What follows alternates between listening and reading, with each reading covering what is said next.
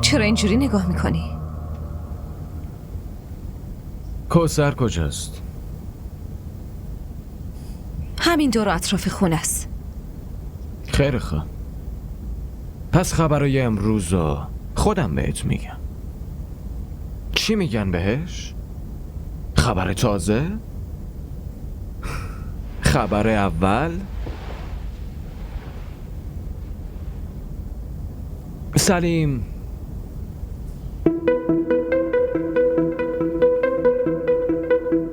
چی شد؟ بیچاره توسط پلیسا کشته شد. خیلی چیزا گفت و رفت. تو مطمئنی که دیروز خونه بابات رفته بودی دیگه؟ آره. چرا؟ سلیم یه چیز دیگه ای بهم گفت. به اینطور آدم ها نباید اعتماد کرد. ممکنه دروغ بگن.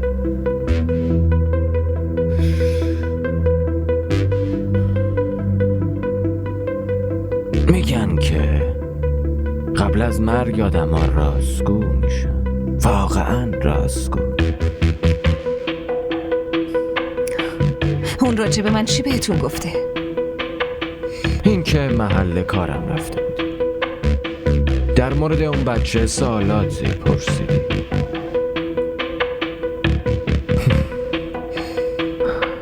امروز خواهرتو دیدم.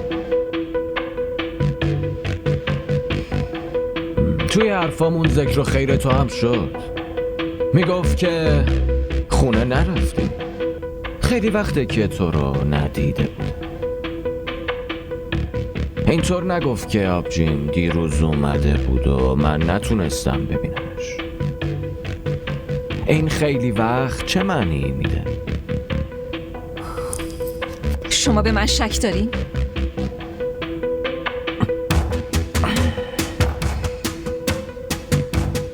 نه، من اطمینان دارم که به هم دروغ میگی. از محل کارم تا خونه ما فقط 15 دقیقه فاصله است. ساعت 2:30 تو از اونجا بیرون اومدی و بعد از 2:30 ساعت به خونه اومدی. به من گزارش این 2:30 ساعت رو بده. کجا رفته بودی؟ تعریف کن.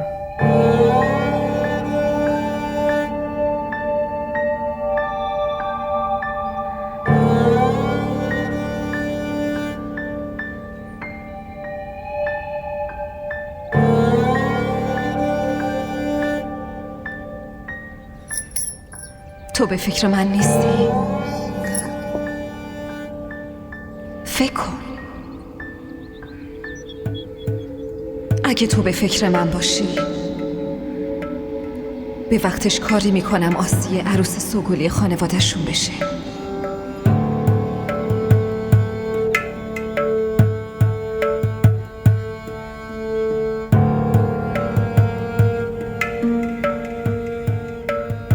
حرف بزن. کلمه کم آوردی واسه دروغ گفتن؟ خب یه لحظه.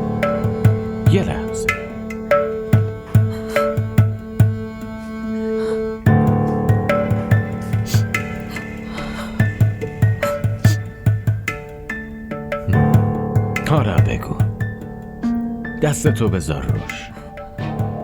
بگو کجا رفته بودی؟ دستتو بذار.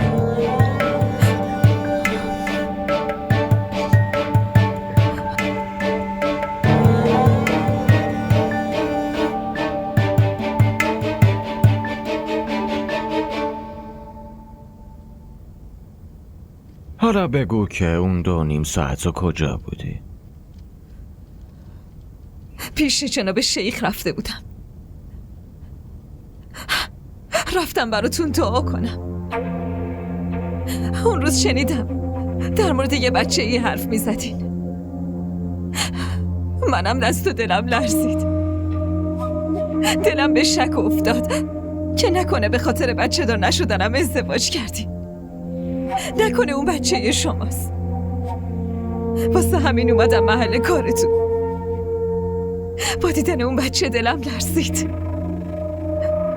اگه بچه می داشتیم الان بچه‌مون همون سن و سال بود. این آغوش خالی منو خیلی اذیت میکنه. واسه همین رفته بودم پیش جناب شیخ. جناب شیخ چی گفت؟ گفت عصر جمعه این هفته برم. درسته. عصر جمعه این هفته منم باهات میام. خوبه نه؟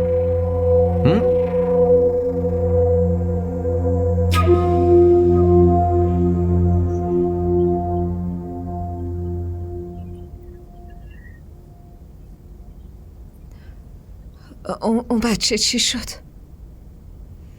اون دیگه اینجا نیست. کجاست؟ رفته پیش خداوند.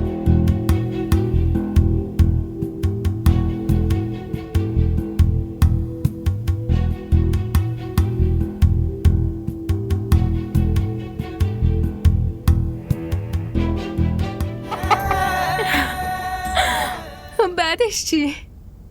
چی میخواستی بشه؟ همه جذبه اون مرد با دیدن اشکام تموم شد. اشکای دروغی. مزخرف نگو.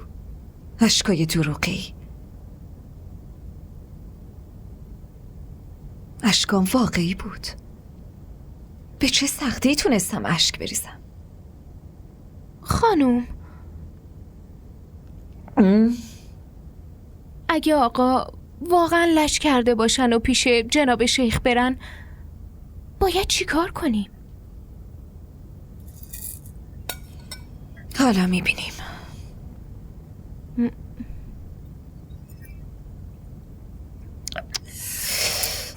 صدات زده بودم چون کار مهمی باهات داشتم. چه کاری؟ میخواستم آسیه تلفنی حرف بزنه. با کی؟ با اون. برو. زن داداشت میگه با این کارا هیچی به دست نمیاری. و تو چی فکر میکنی؟ چیزی به دست میاری؟ هیچ وقت بهش فکر نکردم.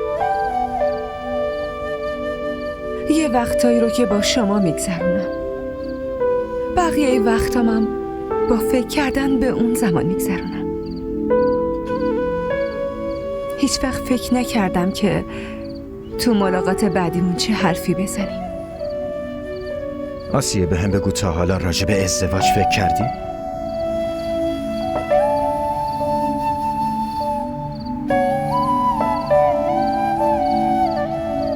قبلا خیلی رویاشو داشتم، خیلی بهش فکر میکردم،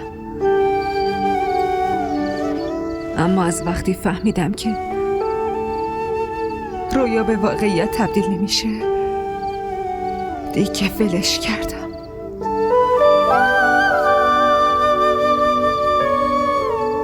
دوباره رویا دیدن رو شروع کن آسیه. من رویاهاتو به واقعیت تبدیل میکنم. حالا بگو، بازم رویا میبینی؟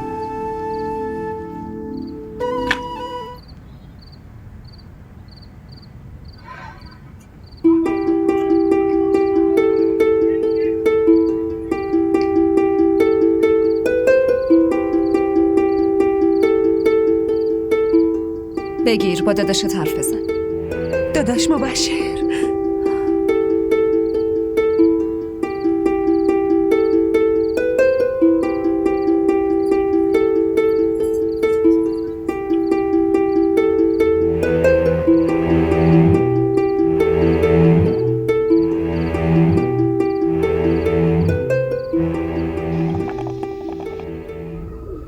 شربت تو بخور اشرف.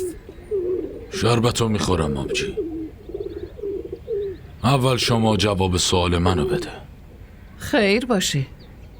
اصلا حواست هست که کی جلوت نشسته؟ نه خیر آبجی. امروز من در مقابل رئیس شورا نشستم. در مقابل خواهرم نشستم که 2 پسرشو با 2 دختر من وصلت داده.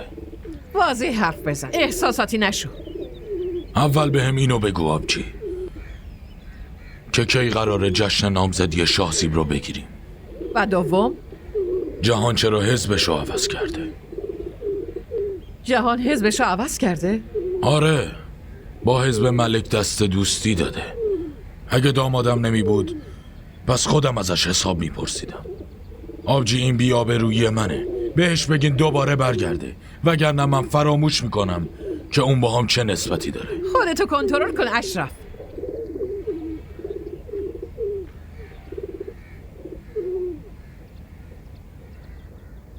من با شاهزیب حرف زدم. الان برای مراسم ازدواج آماده نیست، اما من اونو راضی میکنم. این خوبه آبجی. اون آدمی که برای 1001 نفر تصمیم میگیره حالا نمیتونه پسر خودشو قانع کنه. اشرف، اول تو اینو مشخص کن که تو الان داری با خواهرت حرف میزنی یا با رئیس شورای محل. بهتره همه چی رو در حد خودش بذاری. فامیل بودن، عضو شورا بودن و سیاست رو با هم قاطی نکن. همونطوری که به عنوان برادر پیش خواهرت اومدی، همونطور منم به عنوان مادر اصل قضیه رو گفتم. آره، همونطور که برای ناز تصمیم. حرف دهنتو بفهم اشرف. دفعه بعد حرفی زدی با دقت فکر کن و حرف بزن، وگرنه منم فراموش میکنم که با هم نسبتی داریم. ناهارتو بخور، از اینجا برو.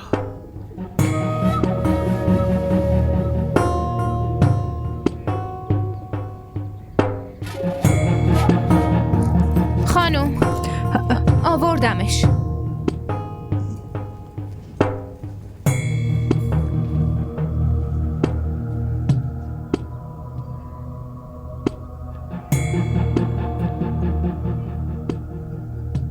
برو. اما خانم، فالگوش وای میستی؟ برو.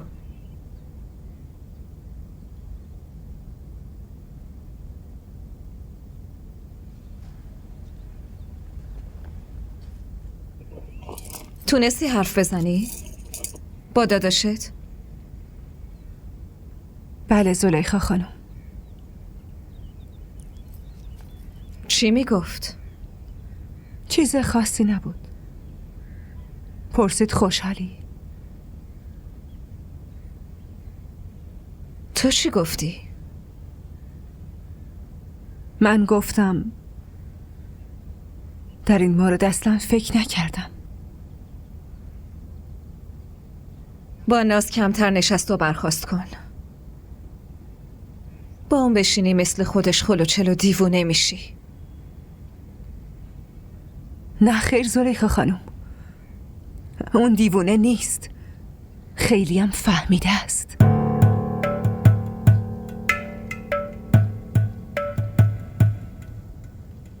اونو ول کن.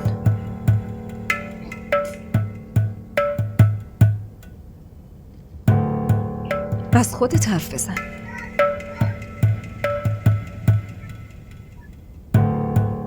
راستش من فکر میکنم دیشب یکی پیشت بود، درسته؟ شما کسی رو دیدین؟ اگه بخوای به من دروغ بگی زبون تا از حلقه در میارم میندازم جلوی سگا، فهمیدی؟ بگو. زلیخا خانم، از زیر نظرتون کسی نمیتونه در بره.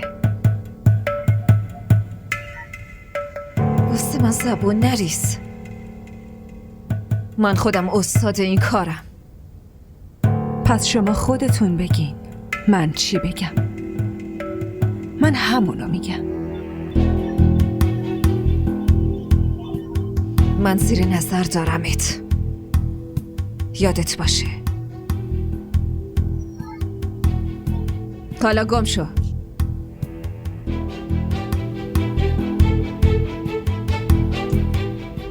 سگ شک اینه که از اومدن من نمیتونه بترسه. کاسه زیر نیم کاسه است.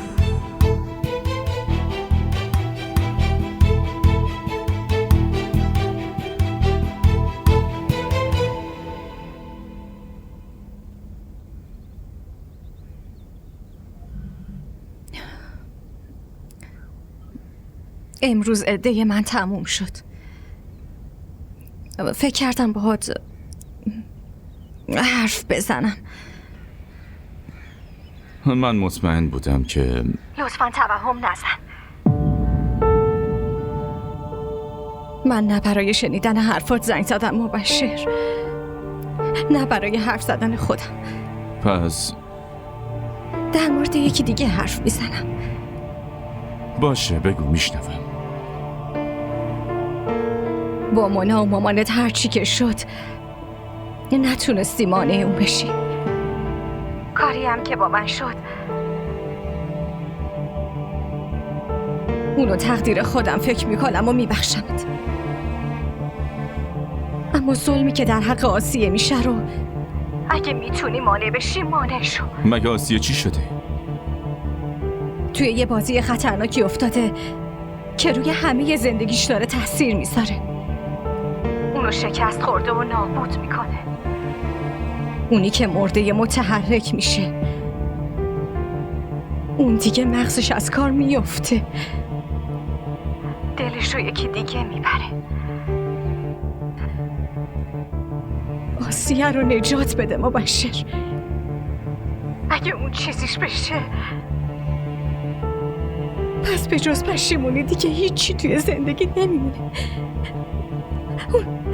اونو نجاتش بده. اما سکینه تو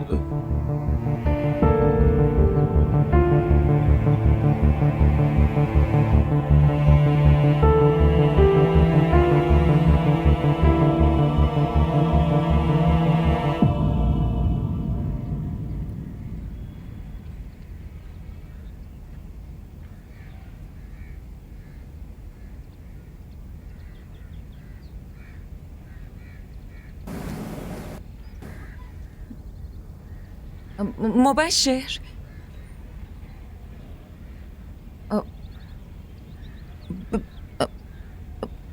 به هم حکم اعدام دادن؟ تو رو به خدا ساکت شو فریده. من خیلی ناراحتم، لطفاً اذیتم نکن. نه منو اعدام میکنن. میدونی من مونا و مامانتو کشتم. آره من اعدام میشم. آره میدونی من شیرینی رو زهرآلود کردم و به مونا دادم. او خیلی گرسنه شده بود و غذای خوشمزه میخواست، اما من بهش سر دادم و مرد. مامان تو رو هم اینطوری خفش کردم خودم. ساکت شو فریده. مبشر منو اعدام میکنه. ساکت شو. منو اعدام میکنه. گفتم ساکت شو. اگه ساکت نشی با دستای خودم میکشمت. مبشر گوش کن، اگه یک کلمه دیگه به زبون بیاری خودم.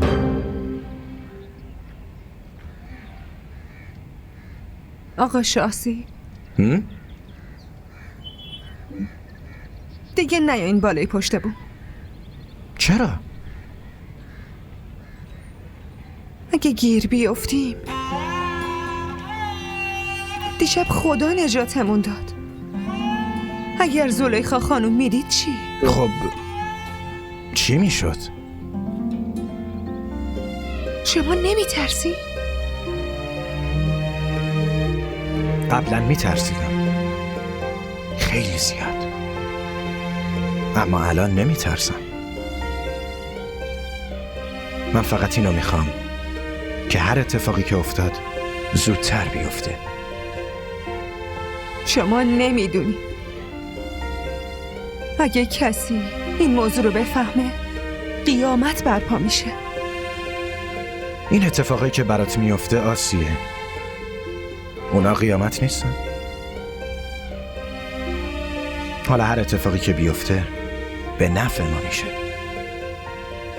فقط به هم اعتماد بکن. به من اعتماد داری دیگه، مگه نه؟ شما تنها کسی هستین که بهش اعتماد دارم.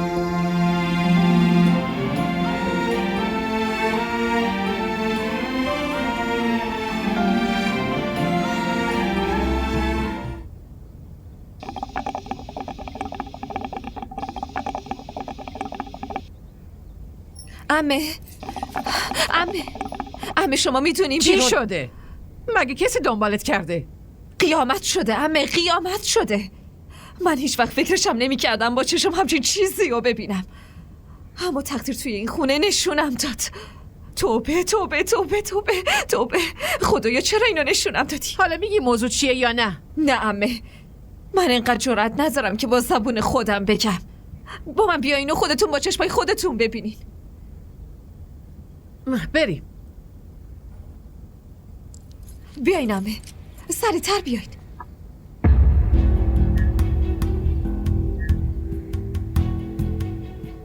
واسه نشون دادن این همه منو کشوندی؟ ها؟ خب که چی عمه؟ همه کارای خونه مونده و شاهزاده خانم اینجا استراحت میکنه.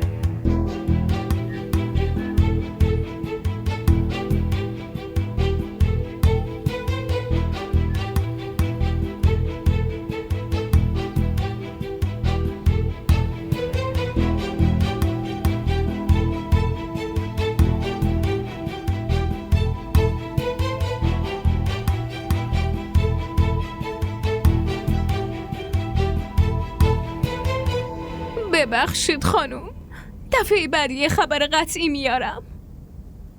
هر وقت خبر قطعی آوردی میذارم گوشاتو ول کنی. اگه نذارین برم پس چطور خبر قطعی بیارم؟ الان از کس دیگه ای نه، از تو خبر میاد. خبر من؟ آره، خبر تو. بزن داداش زینت، میگم تو رو دوباره خونتون بفرسته. نه خیر خانم، نه اینجوری نکنین خانم، خواهش میکنم این کارو نکنین. خفه شو، گوشاتو بگیر.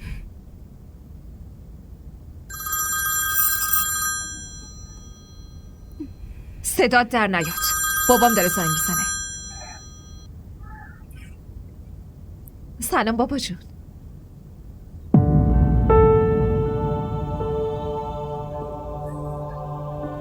چی میگین؟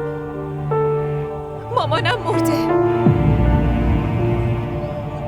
مامانم مرده. وای خانم، مامانم مرده. خانم تسلیت میده. وای مامانم.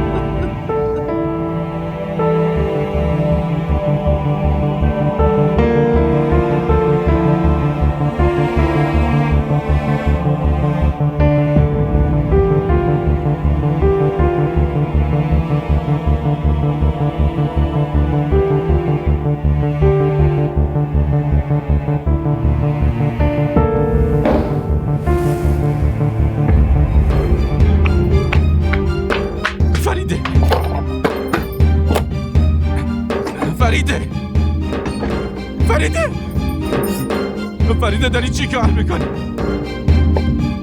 فریده بازش کن، بازش کن. فریده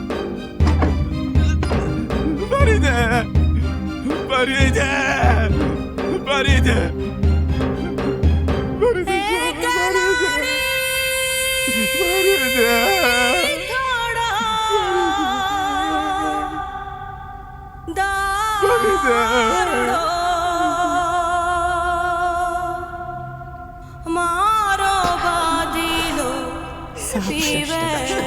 صبر داشته باش.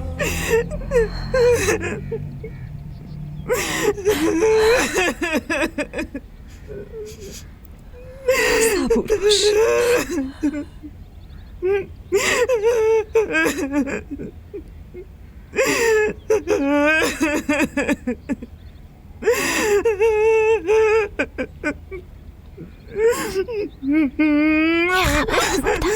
خبر تازه و قطعیه. امروز فریده مرده.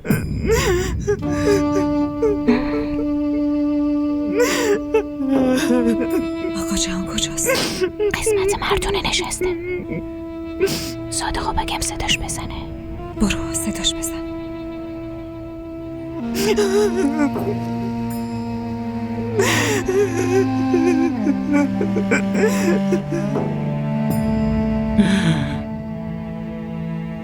تو هم منو ول کردی و رفتی فریده. منو ول کردی رفتی. یعنی یه بار شد با خودت فکر کنی که من تنها میمونم بدون تو؟ نه تو فکر نکردی.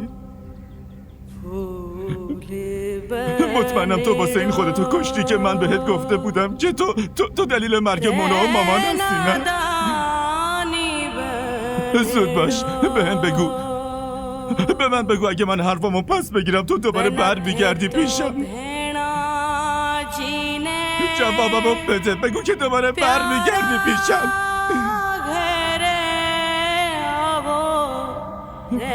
قسم میخورم دیگه بهت هیچی نمیگم فریده. من بهت هیچی نمیگم. دوباره برگرد فریده. من خیلی تنها شدم. خیلی تنها شدم.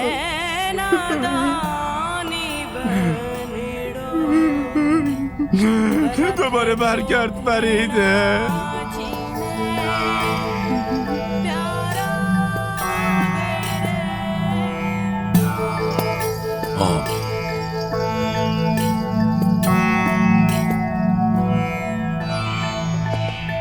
جهان. بله دایی جان. پسرم شاهزیب کجاست؟ اصلا ندیدمش.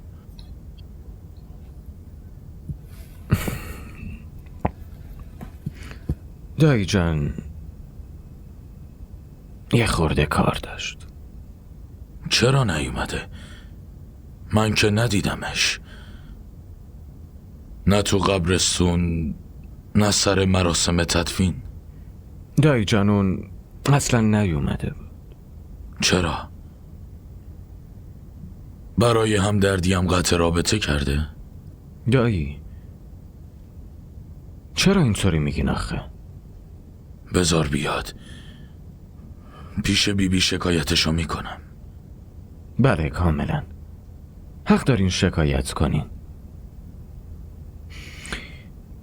من باهاش حرف میزنم. فعلا دعا کنیم.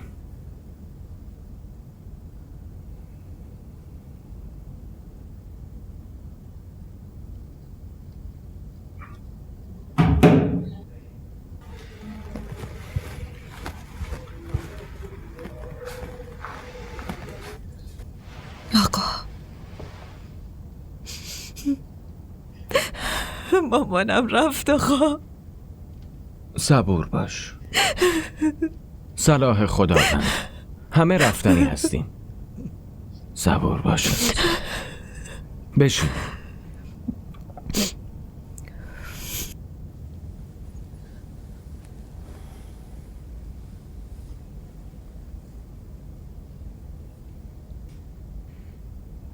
شامتون رو خوردین؟ اشتها نداشتم.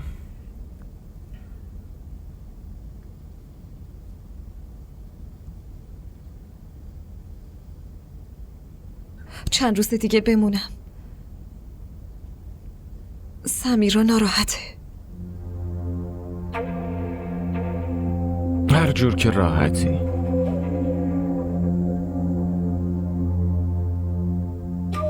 بایدم بمونی. شرایط دیگه اینطوری شده. آقا ناراحت که نمیشین؟ دیوونه جان، ناراحت که میشم، ولی تو نگران نباش. بهت سر میزنم عزیزم.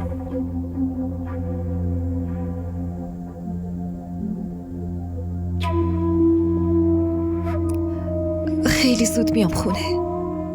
مراقب خودت باش. دیگه باید برم.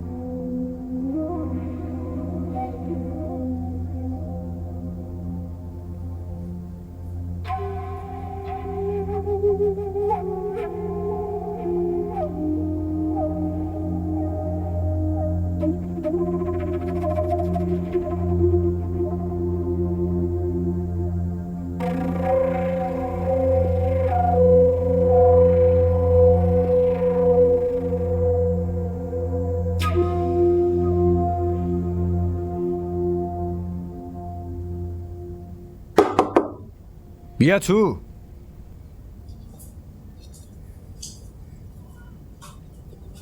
بفرمایید. ممنونم.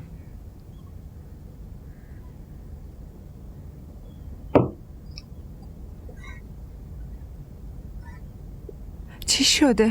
خوشمزه نیست؟ خیلی خوبه. زن داداش اگه زنده می بود خیلی خوشحال می شد که آسیه میتونه چای درست کنه. بدون زن داداشم خونه چقدر خالی شده نه؟ داداش مبشرم حتما خیلی تنهاست. اصلا میدونی من چای نمیخواستم؟ پس چرا گفتی؟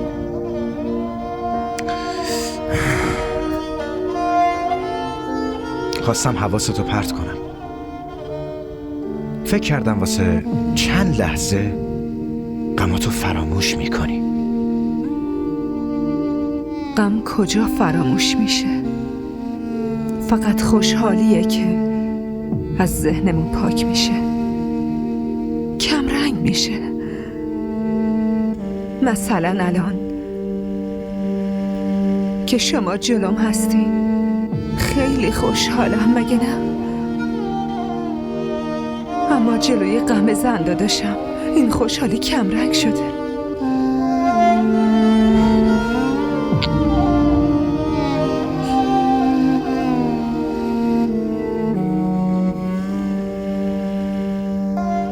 منو اشتباه درک نکن.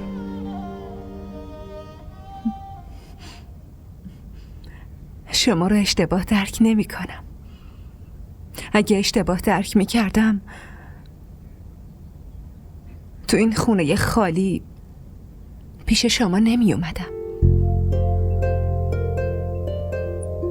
شما مثل بقیه نیستین. فردا دارم میرم شهر. چیزی میخوای به هم بگو؟ نه خیر، فقط زود برگردیم. چرا؟ چرا زود برگردم؟ من خیلی دلتنگتون میشم. میدونی تو خیلی بلایی. بله؟ هیچی. خیلی خوب باشه، واسه اینم یه راه حلی پیدا میکنیم.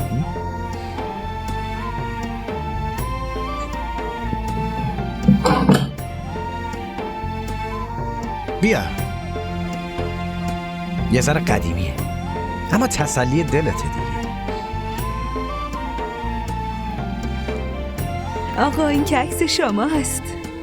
آره خوب. هر وقت که من پیشت نباشم میتونی اینو ببینی. باشه؟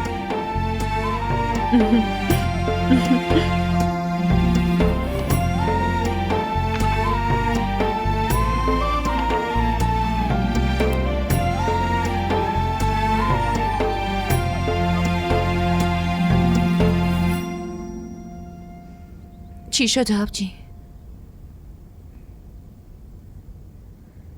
خب راستش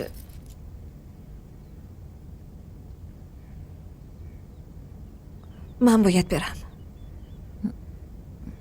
کجا؟ خیر باشه. میرم دیدن مبشر. همین امروز؟ مامانمون مرده ها. فهمیدم فریده هم مرده. فریده؟ دیگه هیچکی پیشش نمونده.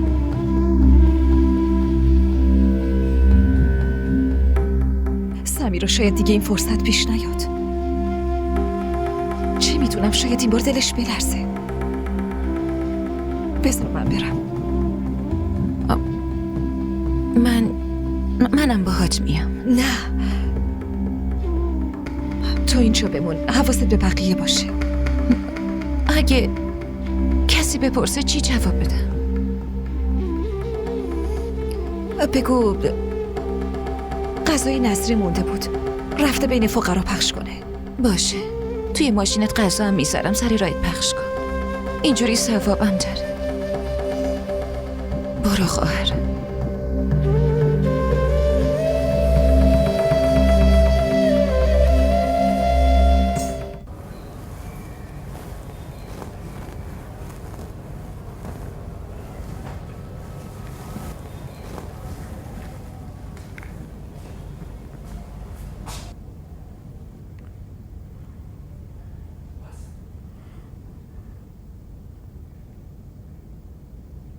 آقا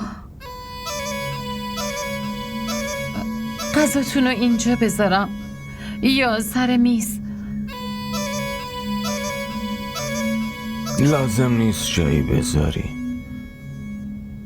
آسیه کجاست؟ توی اتاقش آقا. مگه دستاش قطع شده؟ آن؟ نه خیر آقا. برو بفرستش. زلیخا خونه نیست. باید خدمتکارا به هم غذا بدن؟ هان برو بهش بگو بیاد واسه شوهرش غذا بیاره. چشم آقا الان میگم. گوش کن. بله آقا.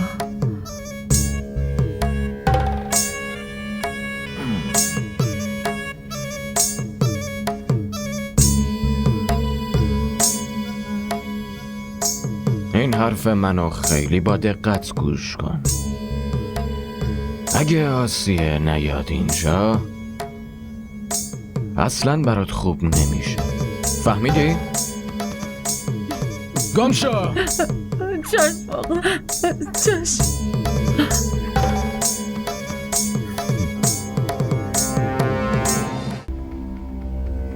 آسیه کوتاه بیا. تو زن عقدیش هستی. کدوم عقد؟ اونی که به زور منو سر سفره نشوندن؟ من اون عقد رو قبول ندارم. خاله شیما مگه تو همیشه به هم نمیگفتی؟ یادته وقتی ازت میپرسیدم آقا بالا سر من کیه؟ تو به هم میگفتی من به عنوان عروس تو این خونه نیومدم، به عنوان خونبها اومدم. حالا چرا منو زن اون میدونی؟ نه خیر خاله، حالا هر کاری که میخواست بشه دیگه شد. من زن کسی نیستم، من زن عقدی کسی نیستم. برو به جنت بیبی اینو بگو. من هیچ وقت نمیذارم آقا جهان به خواستش برسه.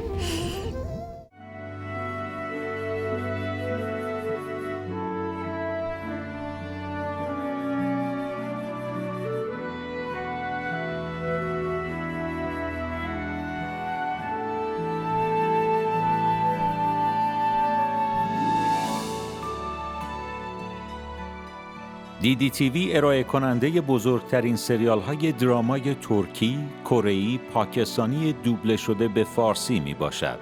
لطفاً سابسکرایب کنید و عضوی از خانواده ما شوید.